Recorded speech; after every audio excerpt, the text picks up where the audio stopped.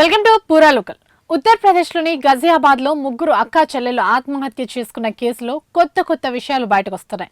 చనిపోయిన పిల్లల తండ్రి చేతన్ కుమార్ చెబుతున్న సమాధానాలు వాస్తవాలకు భిన్నంగా ఉన్నట్లు పోలీసులు అంటున్నారు. తాను వివాహం చేసుకున్న మహిళలు ముగ్గురు అక్కా చెల్లెళ్ళని అతడు మొదట పేర్కొన్నాడని తెలిపారు. అయితే దర్యాప్తులో చేతన్ భార్యలు ఒకే కుటుంబానికి చెందినవారు కాదని, మూడో భార్య టీనా 2018లో అతడి వద్ద ఉద్యోగినిగా పనిచేసినట్టు తెలిందన్నారు. ఆ తర్వాతే వారు వివాహం చేసుకున్నారని, అప్పటికే చేతన్ కు 2 వివాహాలు జరిగాయని పోలీసులు అంటున్నారు. 2010లో సుజాతను వివాహం చేసుకున్నాడని, తమకు పిల్లలు పుట్టకపోవడంతో 2013లో హీనాను వివాహం చేసుకున్నట్లు అతడు విచారణలో పేర్కొన్నాడు. అయితే మొదటి భార్య కుమార్తెకు ప్రస్తుతం 16 ఏళ్ల వయసు ఉండడంతో అతడు చెబుతున్న మాటలపై అధికారులు అనుమానం వ్యక్తం చేస్తున్నారు.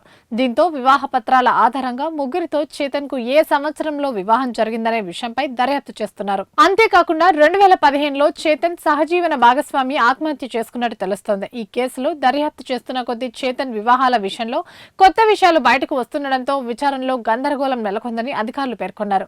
మరోవైపు వారు ట్రిపుల్ బెడ్రూమ్ ఫ్లాట్ లో నివసిస్తున్నప్పటికీ ఘటన జరిగిన సమయంలో అందరూ ఒకే గదిలో నిద్రించడం అనుమానానికి దారితీస్తుందని పోలీసులు అంటున్నారు. ఆర్థిక సమస్యలు, అప్పుల కారణంగా కొన్నేళ్ల క్రితమే తమ పిల్లలను స్కూల్ మానిపించినట్టు చేతన్ చెప్పడం, వారు ఆత్మహత్య చేసుకోవడానికి కొన్ని రోజుల ముందు వారి ఫోన్లను విక్రయించడం కూడా పలు అనుమానాలకు దారితీస్తోంది.